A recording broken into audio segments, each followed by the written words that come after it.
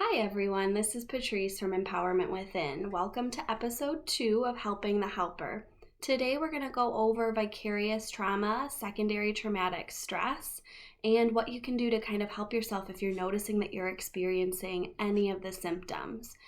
So vicarious trauma is a type of stress that people who work in a field or are continually surrounded by witnessing, hearing secondary stories from other people. So an example I give is people who are therapists, especially trauma therapists, hear stories of people's traumatic childhoods or current stuff that is going on day in and day out. People who work in a domestic violence shelter experience that day in and day out. And, even people within, especially like the medical field, nurses, doctors, any kind of supporting staff, they often hear from clients about, what they've gone through in their lives, what brings them in today, all of that different stuff. And so vicarious trauma comes out of us kind of moving through that day in and day out and not taking care of ourselves properly. So we kind of start to absorb some of that traumatic stress.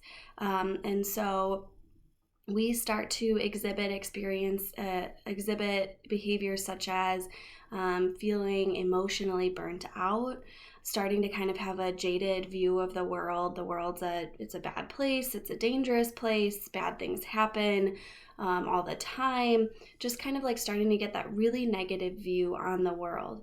Most people who go into the helping profession really go in because they want to make a difference, they want to support and help people, and you'll notice vicarious trauma building up when your compassion fatigue really starts kicking in and you start having less and less compassion for your clients, for the place that you're working in, for what you do as a whole. And so vicarious trauma can lead up to burnout, and that's when employees just get so tired and so tapped out that they end up having to leave their profession because they can't handle and take in any more of that stress. Vicarious trauma can also happen for day in and day out for people who watch the news every single day, who are involved in like any kind of media sharing through Facebook and any kind of social media. When we constantly get messages of, the world's a bad place, bad things happen, the world's a bad place, bad things happen, that starts to compound on top of us and starts to change some of our view of how the world is, and then changes how we show up in our workplace. So vicarious trauma is different from secondary traumatic stress in the way that secondary traumatic stress actually occurs to people when they are experiencing symptoms almost like post-traumatic stress disorder from their workplace. So this is really common in like first responders, so firefighters, EMTs, paramedics, all of those people often experience secondary traumatic stress because they're a witness to the trauma that person just endured.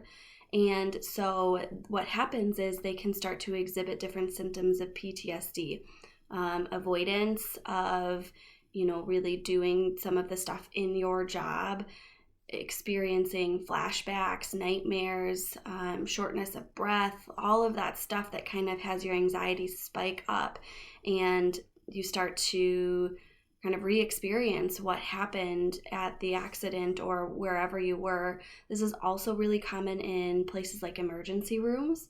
And so when we don't have an outlet to be able to move through and release the trauma that we see other people experience, it really can get stuck inside of us, just as it does for people with PTSD. So I hope that those two definitions kind of give you some understanding of where you are at and then what you need to work on. If you're experiencing secondary traumatic stress, you really would benefit from going to see somebody who works in body-based therapies. Brain spotting, EMDR, somatic experiencing are all different kinds of therapies that can help you release some of that trauma that's stuck inside. If you're experiencing vicarious trauma, it's really going to depend where on that scale you are to know what you need. So if you're just starting to pick up on those symptoms, you can do a lot of different things in order to work them down. If you're farther down the line, you may need some additional support to release some of that stuff so that you're able to do your job more effectively. So, vicarious trauma often looks like different things like difficulty managing emotions, feeling emotionally numb or shut down, fatigue, increased sleepiness, increased inability to take care of yourself. This is what I see a lot of, is a lot of people in the helping profession struggling because they come in and they're like, Patrice, I know what I have to do to take care of myself. I know, I need to work out, and I need to make more time for myself, and I need to set boundaries, and I need to do all these things, but I can't. I feel so stuck. And so that's when we do some internal work around what are those blocks towards self-care, so you can move through those to increase your capacity and ability to take care of yourself.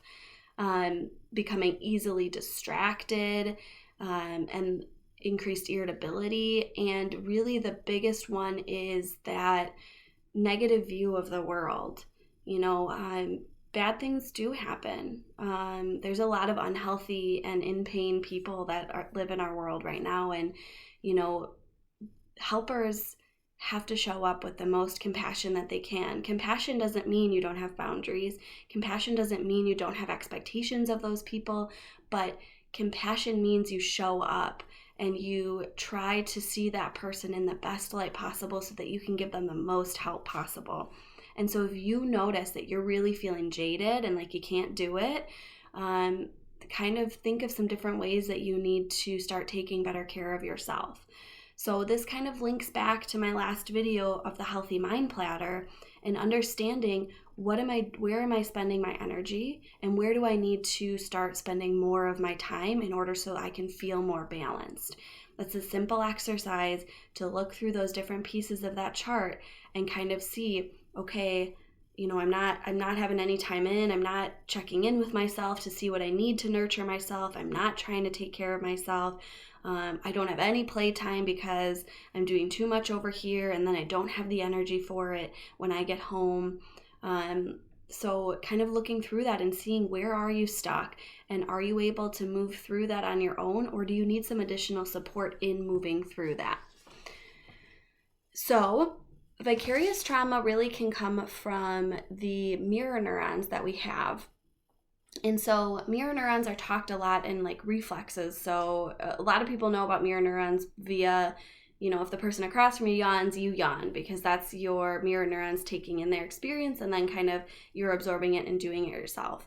And so vicarious trauma and how that works with mirror neurons is, when we're really present with somebody, we're kind of taking in their experience. We're sharing interpersonal neurobiology. And so when they get anxious and they go up, our system naturally responds to that and does the same thing. And if we are unaware of what's going on internally with us, we don't have the ability to ground, and so we generally kind of soak in some of that experience and some of those feelings. And so that can really amp up, vicarious trauma, starting from just like a worldview and seeing things a certain way to really having physiological or body-based experiences of vicarious trauma. So being really aware of that, and in the moment noticing, this person, they're talking about this and this is kicking this up in me. I just felt a tightness in my stomach. How do I take a couple deep breaths and notice my feet on the ground and kind of ground through this moment so I'm able to be present and empathetic with them, but not absorb what they're giving me. That's a super important skill. And if you don't have it, working with somebody to learn how to get it is crucial, especially when you're working in any kind of helping profession. So a lot of people then ask, well, how do I know kind of where I'm at on that scale? And so I'm going to put a couple links in to these two different assessments I have people do initially when they meet with me. So this first one is a self-care assessment, and it is pretty long. It goes through every single part of your own self-care. And it goes through professional, spiritual, psychological, social, and physical self-care. And it just has you kind of rate things 1 to 3 on how often you're doing them and how important they are for you. And so I really encourage people to sit down with this and not just go check, check, check, check, check, check, check, but really think about, the questions that they're asking, going, okay, how would it impact me if I improved this? So is it important to me or is it not? Because some things that may be very important for me and help me with my self-care may not help you at all. And so it's really important for you to be honest with yourself in that assessment. And the other one is going to be the professional quality of life scale. And so this scale is very helpful in that it has you rate 1 to 5 from never to very often on 30 different criteria. And then what you actually do is you rate them on the second page. And so it'll talk about compassion satisfaction, so how satisfied you are in being able to do your work well. It'll talk about burnout. So burnout's going to be, when you're on that end of the scale where you're just kind of tapping out and things are really too exhausting for you. And then it'll talk about secondary traumatic stress. So I really enjoy this scale because I think it helps give people a little bit more of a concrete view on what they are experiencing, and they can kind of decipher for themselves. And so this isn't just for helping professions. Like, this can be for anybody to really see where you're at in your job, because realistically, almost every part of every job involves people in some way. And so, if that's why we went into something and that's our passion and we're not able to do it, that's when we're going to start experiencing some of these symptoms. Or if we're trying to do too much for everybody all the time and trying to caretake everyone we can without boundaries, that's when some of these symptoms are going to come up too. And so next week, we're going to go more into healthy boundaries with helping the helper, because boundaries are a big thing that people miss. So I hope that you guys found a little bit of this information useful. If you have any questions, comments, concerns, please comment below or give me an email or a call and we can talk about it. If you're experiencing vicarious trauma or secondary traumatic stress, please reach out and I can either connect you with myself or someone else if you're more comfortable with that, to really find you a person to help you get back to enjoying the space you are at in work, because we spend so much time at work. If we aren't enjoying it and if we aren't trying to grow and challenge ourselves in different ways and really become the best worker that we can, we are really generally impacted in every other avenue in our life.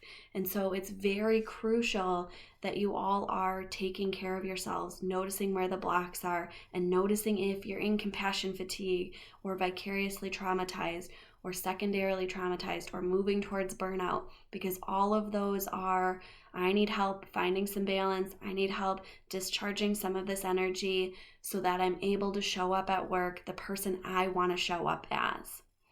I really appreciate you guys all watching. Reach out if you need anything, and I hope you all have a wonderful Wednesday.